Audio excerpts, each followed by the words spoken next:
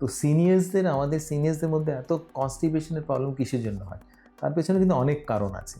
তো এই কারণগুলোর মধ্যে একটা কারণ হচ্ছে বয়স বাড়ার সঙ্গে সঙ্গে অনেক ক্ষেত্রে আমরা জলের পরিমাণ কমিয়ে দিই, কারণ জল বেশি নিলে আমাদের রাত্রিবেলা উঠে ইউরিন করতে হয়, তার জন্য সিনিয়ররা অনেক ক্ষেত্রে দিনের বেলাও জল নেওয়া কমিয়ে দেয়।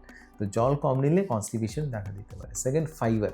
আমাদের খাবার দাবারে রিফাইন্ড সাবস্টেন্স বেশি থাকে, যেমন বিস্কুট আমরা নিচ্ছি বা ব্রেড নিচ্ছি বা হোয়াইট রাইস নিচ্ছি, এগুলোতে কিন্তু ফাইবার থাকে না। তো ল্যাক অফ ফাইবারের জন্য আমরা ভেজিটেবলস বা ফ্রুটস তেমন পরিমাণে নিই না, তার জন্য ল্যাক অফ ফাইবারের জন্য, ফাইবার কম থাকার জন্য আমাদের কনস্টিপেশন হয়। থার্ড, বয়স বাড়ার সঙ্গে সঙ্গে আমাদের যে বাওয়েল মুভমেন্টটা স্লথ হয়ে যায়, সেটা থেকেও কনস্টিপেশন হয়। 4 নম্বর, বয়স বাড়ার সঙ্গে সঙ্গে আমাদের বডি মুভমেন্টও কম হয়, আমরা ততটুকু মুভমেন্ট করি না, আর যত বডি মুভমেন্ট কম হবে সেটা থেকে আমাদের কনস্টিপেশন বাড়বে। ফিফথ, আমাদের অনেক ক্ষেত্রে আমরা আর্জ থাকে, মানে কিন্তু সঙ্গে সঙ্গে আমরা টয়লেটে যাই না, আমরা উইথহেল্ড করে রাখি। তো উইথহেল্ড করলেও সেটা থেকে কনস্টিপেশনের সম্ভাবনা থাকবে।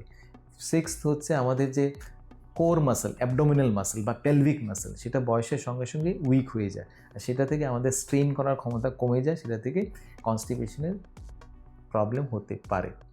তেমনই ইনকারেক্ট পোশ্চারের জন্য কনস্টিপেশন হতে পারে, বা কিছু কিছু মেডিকেশনের জন্য, যেমন আয়রন সাপ্লিমেন্টেশন বা ক্যালসিয়াম সাপ্লিমেন্টেশন বা কোনো বিপি মেডিকেশন বা কোনো হার্ট মেডিকেশন বা কোনো অ্যান্টিডিপ্রেসেন্ট মেডিকেশন, এগুলো নিলেও এটা থেকে কনস্টিপেশন হতে পারে। তো কনস্টিপেশনের পেছনে বিভিন্ন কারণ আছে। তো কনস্টিপেশনকে যদি আপনাকে সুরাহা করতে হয়, তাহলে আপনাকে বিভিন্ন অ্যাঙ্গেল সেটা করতে হবে। ফার্স্ট অফ অল আপনার জল খাওয়া বাড়াতে হবে। জল কতটুকু খাবেন, কিভাবে খাবেন, অলরেডি আমরা ডিসকাস করলাম।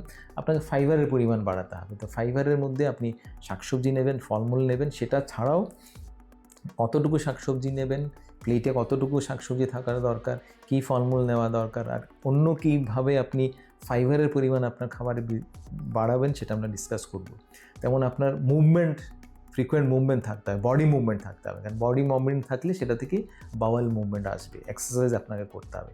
তেমনই আপনার যে বাওয়েল, যেমন অ্যাবডোমিনাল মাসেল বা পেলভিক মাসেলের যেটা শক্তি, কোর স্ট্রেংথ, সেটা বাড়াতে হবে। তেমনই আপনার আর্জ, যেটা যদি আপনার টয়লেট পায়, সেটা আর্জকে আপনি উইথহেল্ড রাখবেন না, বা কিছু কিছু ক্ষেত্রে আপনার যে পোশ্চার, সেই পোশ্চারকে আপনাকে ঠিক রাখতে হবে। এই কয়েকটা জিনিস করলে আপনার যে কনস্টিপেশন, সেটা থেকে আপনি সুরাহা পেতে পারেন।